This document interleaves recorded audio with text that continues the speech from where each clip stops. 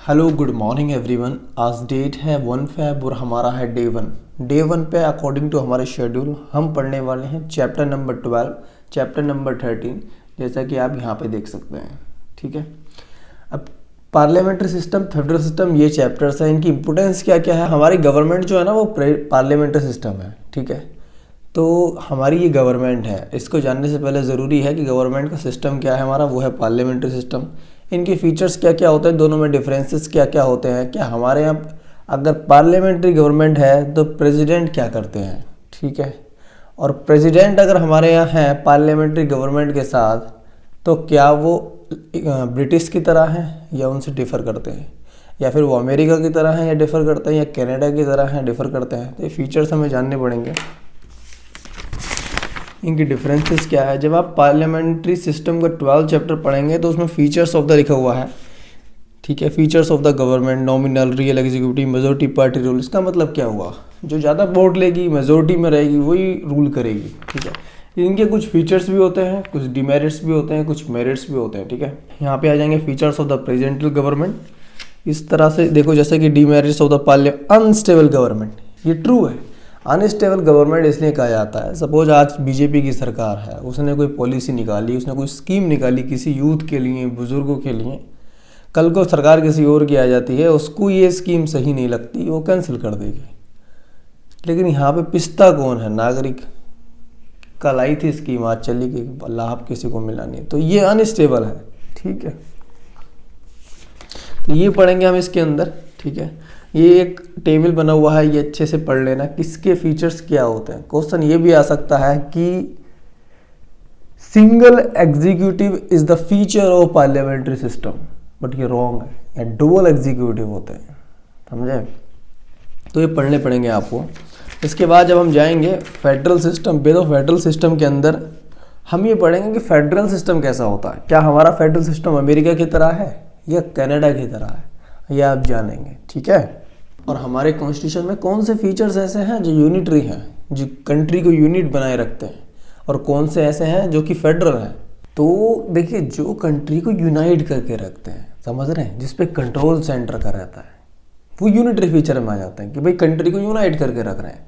Federal feature, जैसे कि भाई संविधान में लिख के दे दिया कि भाई ये आपका हक है, ये सेंटर का हक है, इसमें इंटरफेयर नहीं हो सकता, वो फेडरल फीचर में आएगा। समझ रहे हैं। जैसे डिवीजन ऑफ पावर्स, इसका मतलब ये होगा पावर्स, स्टेट को जो पावर दे दी गई है, आपका पावर ये है, आप ये कर सकते हैं, सेंटर का पावर ये है, ये कर सकते हैं, तो फेडरल आ गया, लिखा हुआ है।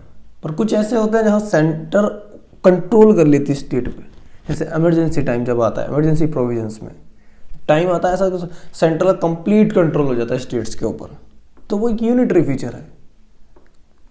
तो ये फीचर्स आपको पढ़ने पड़ेंगे। जैसे अगर आ जाए कि ऑल इंडिया सर्विस ए फेडरल फीचर और एक यूनिटरी फीचर, तो तुम्हें पता होना चाहिए कि ऑल इंडिया क्या है, कौन रिक्रूट कर रहा है, सेंटर, कौन उन्हें डिप्लॉय कर रहा है, सेंटर, किसकी सुनते हैं वो, सेंटर। तो क्या होगा फिर, ये कंट्रोल सेंटर का है, तो क्या है, यूनिटरी फीचर है सर, समझ रहे हैं। तो ये पढ़ना पड़ेगा आपको, ये प्रीलिम्स में बहुत इंपॉर्टेंट आते हैं सर ये। ठीक है, ये मैंने दोनों चैप्टर आपको बता दिए हैं, इनके फीचर्स पढ़ने पड़ेंगे। ठीक, आज मैं टास्क हल्का रखा है क्योंकि डे 1 है, बहुत सारे पहली जंग में ही लड़ाई छोड़ जाते हैं, तो मैंने हल्का रखा है। इसके बाद हम जो पढ़ने जाएंगे, हम पढ़ेंगे ये 10 में आपको डेली क्या करूँगा ना, जो हमारा सब्जेक्ट है उससे रिलेटेड मैं करंट अफेयर कंप्लीट करा दूँगा। अब हमारी 20 डे में पॉलिटी हो रही है, तो पॉलिटी क्या आती है, स्कीम, भाई गवर्नमेंट स्कीम बनाती है, गवर्नमेंट पॉलिटी के अंदर आती है, तो स्कीम बनाती है गवर्नमेंट, तो उससे रिलेटेड जितने करंट अफेयर हैं वो सारे 20 दिन में कंप्लीट करा दूंगा आपको। ठीक है, अभी तक के, दिसंबर तक के। तो ये 10 मैंने आपको ना स्कीम्स दिए, नेशनल इंटेलेक्चुअल प्रॉपर्टी अवेयरनेस, ग्रामीण उद्यमी पेमेंट, स्माइल सखी पोर्टल, ये सब स्कीम आप पढ़ लेना एक बार।